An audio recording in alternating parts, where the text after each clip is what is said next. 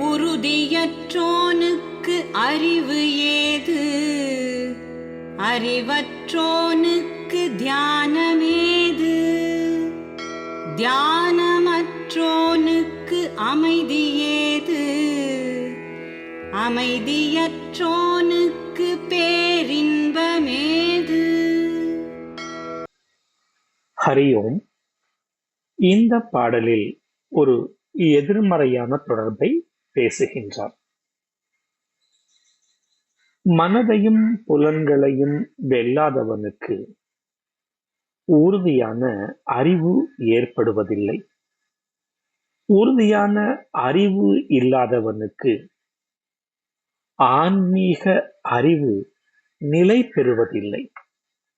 ஆன்மீக அறிவு நிலை பெறாதவனுக்கு அமைதி ஏற்படுவதில்லை. அமைதி இல்லாதவனுக்கு பேரின்பம் கிட்டுவதில்லை என்று எதிர்மறையான ஒரு தொடர்பை பேசுகின்றார். கிருஷ்ணர் கூறுகின்றார், அமைதி அற்றவனுக்கு பேரின்பம் இல்லை என்று. குருதேவர் கூறுகின்றார், அமைதியே இன்பம், இன்பமே அமைதிதான் என்று. ஏன் ஆன்மீக சாதகர்கள் உள்ளத்தின் அமைதியை குறிக்கோளாக கொண்டு வாழ வேண்டும்? அமைதிக்கு எந்த ஒரு விஷயம் பங்கத்தை ஏற்படுத்துகிறதோ அவற்றை விளக்க வேண்டும் என்று ஏன் நம் முன்னோர்கள், குருமார்கள், ஆச்சாரியர்கள் கூறுகிறார் என்றால், அந்த உள்ளத்தின் அமைதியிலிருந்து தான் உண்மையான நிரந்தரமான இன்பம் வெளிப்படுகிறது. அது பேரின்பம் என்று அழைக்கப்படுகிறது. இங்கே புலன்களையும் மனதையும் வெல்லாதவன். பலர் இந்த நிலையில் பல நிலைகளில் இருக்கிறார்கள். உதாரணத்திற்கு, ஒரு அலுவலகத்தில் தனது வேலை முடிய வேண்டும் என்று ஒரு அரசு அதிகாரியை தொடர்பு கொள்கின்றார்.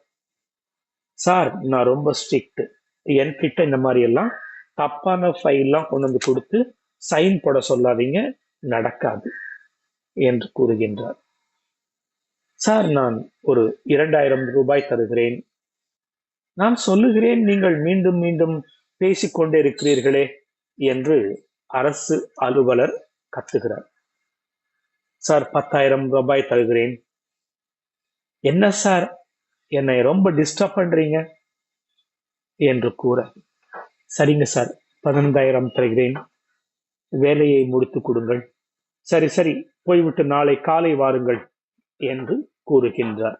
ஆம், மனிதனின் மனத்திலும் புலனிலும் அந்த உறுதியற்ற தன்மை உறுதியாக இருக்க வேண்டும் என்றுதான் அந்த அரசு அலுவலர் எண்ணினார். ஆனால் அந்த உறுதியை கலைக்கும் விதமாக ஒரு விலையை கொடுத்தவுடன் அது கலைந்து விடுகிறது. நம்மிலும் எத்துணை பேர் இப்படி இருக்கிறோம் என்பதை அவரவர்கள்தான் எண்ணி பார்த்து உறுதியாக இருந்து பழக வேண்டும். புலனிலும் மனதிலும் உறுதியாக இருப்பவனுக்கு மட்டுமே புத்தியில் உறுதி ஏற்படும். அவனுக்கு மட்டுமே ஆன்மீக அறிவு நிலைத்து நிற்கும். ஆன்மீக அறிவு உள்ளவனுக்கு மட்டுமே அமைதி ஏற்படும். அமைதியில் இருப்பவனுக்கு மட்டுமே பேரின்பம் கிட்டும் என்பதை இந்த பாடலில் பகவான் கூறுகின்றார். ஹரி ஓம்.